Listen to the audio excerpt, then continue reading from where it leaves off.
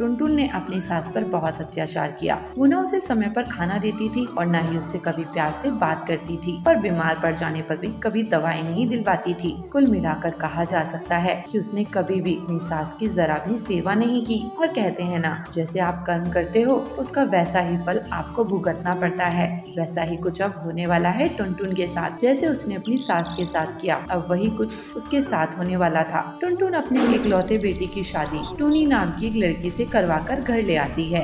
टूनी दिल्ली शहर की पढ़ी लिखी लड़की थी। शादी के अगले दिन टुनटुन अपनी बहू टूनी से कहती है, अरे बहू, तू यहाँ आराम फरमा रही है? अरे आज तो बहू तेरी पहली रसोई है, जा जाकर सभी के लिए कुछ मीठा बना ला। इस पर टूनी कहती है, क्या माँ जी, मैं खाना बनाऊं? अरे माँ जी, सोनू ने आपको बताया नहीं क्या कि मुझे घर का कोई भी काम नहीं आता है? और हाँ, एक बात और, मैं तो अभी नई बहू हूँ और अभी शादी की थकान भी मेरी उतरी नहीं, और आप है कि घर का काम करने को बोल रही है। अरे माँ जी, अभी थोड़ा आराम तो करने दीजिए मुझे। टुनटुन फिर वहाँ से चली जाती है और खुद ही रसोई में जाकर खाना बनाने लगती है। लेकिन जब वो आटा गूंथ रही होती है तभी घर पर किसी की दस्तक होती है, लेकिन दरवाजा बंद था, इसलिए टुनटुन टूनी को आवाज लगाती है, अरे बहू, देखना तो जरा दरवाजे पर कोई है। टूनी बहू, अरे बहू। टुनटुन टूनी को कई बार आवाज लगाती है, लेकिन टूनी कोई जवाब नहीं देती। फिर टुनटुन को ही दरवाजा खोलना पड़ता है और वो देखती है कि सामने उसकी पड़ोसन कोकिला खड़ी थी, जो टुनटुन को देखकर कहती है, अरे टुनटुन, तू खाना बना रही है? खाना तो ताज तेरी बहू को बनाना चाहिए था,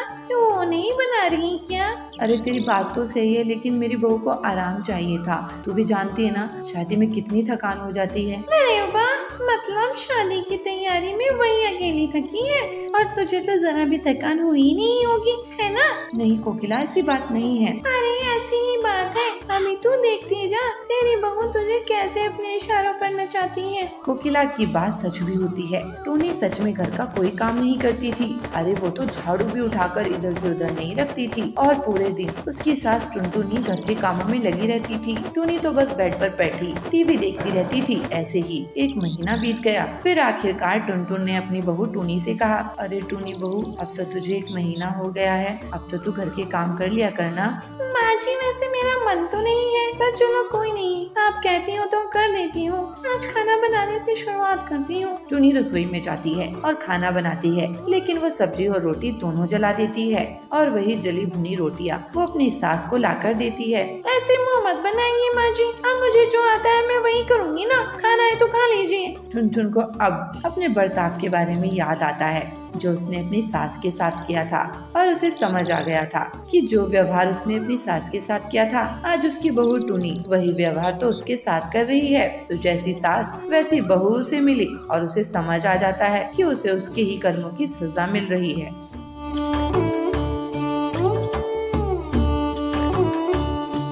कलका नगर के गांव के जंगल में पीलू देवी काली की भक्ति करती थी। वो हर दिन काली देवी को भोग और फूल अर्पित करती थी और आरती और अगरबत्ती से पूजा करती थी। पीलू नाव चलाकर घर का खर्चा निकालती थी। पीलू के बूढ़े माँ बाप उसके साथ रहते थे।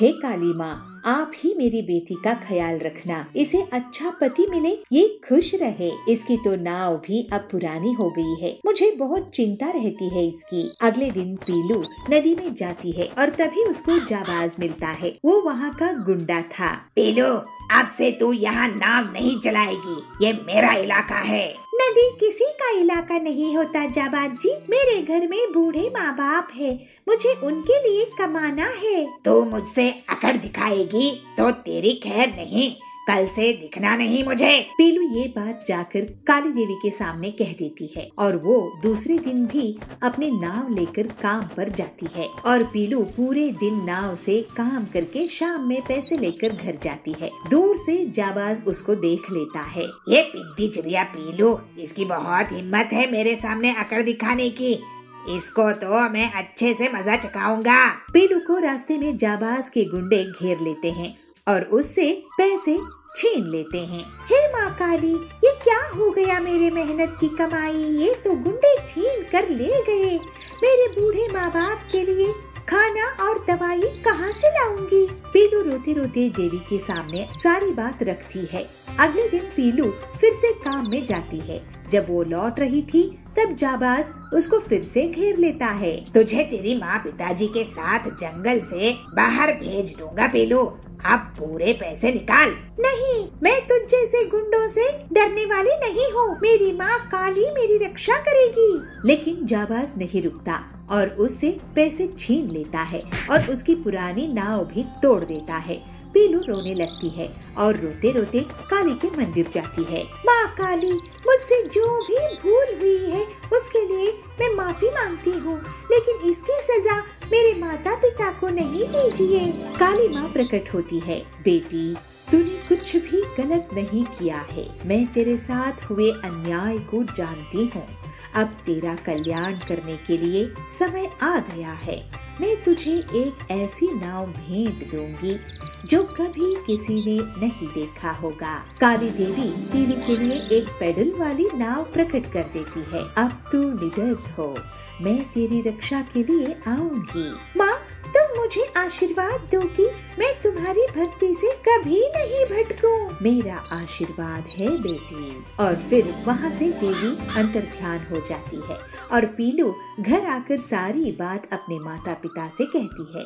उसके माता पिता सुनकर हैरान हो जाते हैं और खुश भी हो जाते हैं। वाह पीलू, ये पेडल वाली नाव कहाँ से लाई हो? ऐसी नाव तो पूरी दुनिया में सिर्फ तुम्हारे पास ही होगी।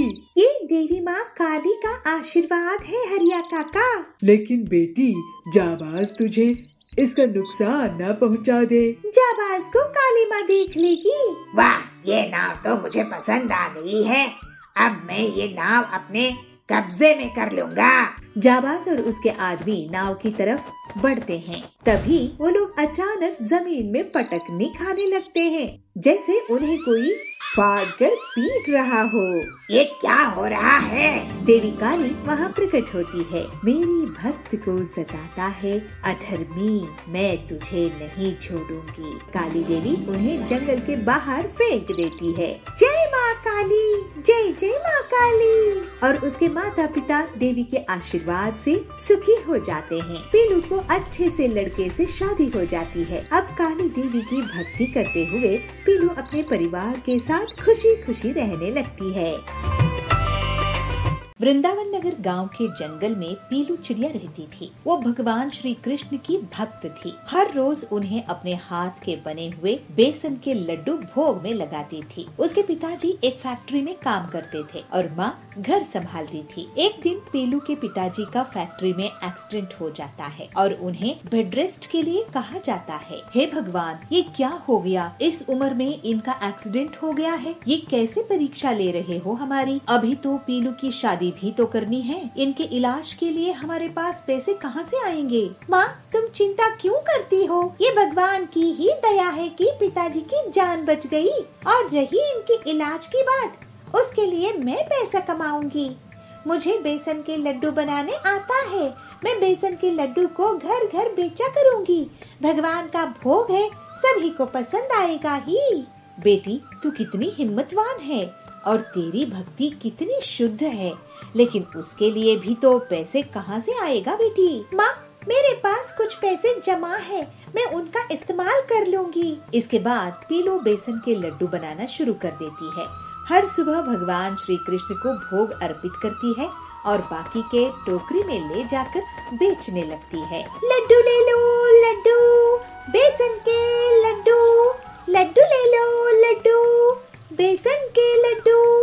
ऐसे बेसन के लड्डू कभी भी नहीं खाए होंगे। सुंदरी उसके पास जाती है। अरे वाह पीलू, इन लड्डू में से तो बहुत अच्छी खुशबू आ रही है। पीलू सुंदरी को लड्डू खिलाती है। बहुत ही स्वादिष्ट लड्डू है ये। कितने अच्छे से बेसन को पकाई हो।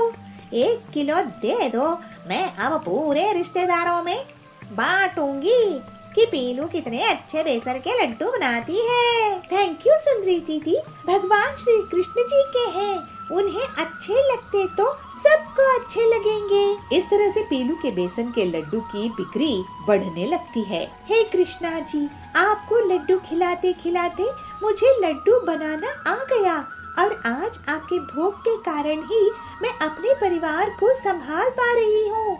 आपकी जय हो। एक दिन पीलू, हमने तुम्हारे बेसन के लड्डू की बहुत तारीफ सुनी है। 2 दिन बाद मेरे बेटे का जन्मदिन है, मुझे 20 किलो लड्डू चाहिए। तो जाबाज को पीलू ऐसे कहती है, जाबाज जी, ये तो बहुत खुशी की बात है, मैं आपको 20 किलो लड्डू बनाकर दे दूंगी। लेकिन एक बात सुन लो पीलू, अगर एक भी लड्डू खराब हुआ तो तुम्हारी खैर नहीं। मैं लड्डू भगवान श्री कृष्ण के लिए बनाती हूँ जाबाज जी, इसलिए लड्डू का खराब होने का कोई सवाल ही नहीं होता। ये पीलू कहाँ से लड्डू बनाने लगी है? पहले तो मेरे यहाँ ग्राहकों की भीड़ लगी रहती थी, अब तो मेरे लड्डू में कीड़े लग रहे हैं। पीलू के बेसन के लड्डू को खराब करना ही होगा, जिससे जाबाज इसको पीट देगा। उस रात पीलू जाबाज के लिए लड्डू बनाने की तैयारी कर रही थी। फिर वो सोने चली जाती है। तभी कालू एक मिट्टी का पैकेट लेकर उसके घर में घुस जाता है। अब तुझे कौन बचाएगा पीलू? कालू लड्डू में मिट्टी छिड़काकर भाग जाता है। अगले सुबह पीलू देखती है, अरे मेरी बेसन में इतनी मिट्टी कहाँ से आ गई? मैंने किसी का क्या बिगाड़ा था? हे कृष्ण जी, आपको अब मैं भोग कैसे लगाऊंगी? मुझे जाबाज के ऑर्डर की चिंता नहीं है, मुझे तो आपको लड्डू खिलाने हैं। फिर पीलू रोने लगती है, लेकिन तभी भगवान श्री कृष्ण उसे दर्शन देते हैं। पीलू रो मत, मैं हूँ ना तुम्हारे लिए। कृष्णा जी, आप इतने प्यार से तुम मुझे लड्डू का भोग लगाती हो, मैं तुम्हारे प्यार के कारण ही आया हूँ। पीलू, तुम निश्चिंत होकर बेसन के लड्डू बनाओ। जिसने तुम्हारे नुकसान करने की कोशिश की उसे मैं देख लूंगा। फिर श्री कृष्ण बेसन के ऊपर से हाथ घुमाते हैं और पूरी मिट्टी बेसन से अलग हो जाती है। फिर पीलू भगवान श्री कृष्ण पर ध्यान लगाकर बेसन के लड्डू बनाना शुरू कर देती है। और अगले दिन, ये लीजिए जाबाज जी, आपके बेसन के लड्डू। वाह पीलू, सभी मेहमानों को तुम्हारे लड्डू बहुत पसंद आ रहे हैं। शाबाश, आपसे तुम्हें हमारे घर के हर फंक्शन का ऑर्डर मिलेगा। जय श्री कृष्ण। पीलू अपने घर की तरफ वापस जा रही होती है तो वो देखती है कि लोग कालू की पिटाई कर रहे हैं। हमें लड्डू के नाम पर मिट्टी खिला रहे हो? ये लो कालू, तो दिल से भी काला है। मेरे बच्चे का तेरा लड्डू खाकर दांत हिल गया। पीलू समझ गई कि उसके घर में आकर किसने मिट्टी मिलाया था। भगवान श्री कृष्ण की शुद्ध भक्ति के कारण पीलू की दुकान इतनी चलती है कि वो अपने पिताजी का अच्छे से इलाज करवा लेती है और कुछ ही दिनों में अपनी लड्डू की एक छोटी सी फैक्ट्री खोल लेती है। पीलू और उसका परिवार अब हंसी खुशी रहने लगता है और पीलू रोज कृष्णा जी को लड्डू का भोग लगाना जारी रखती है।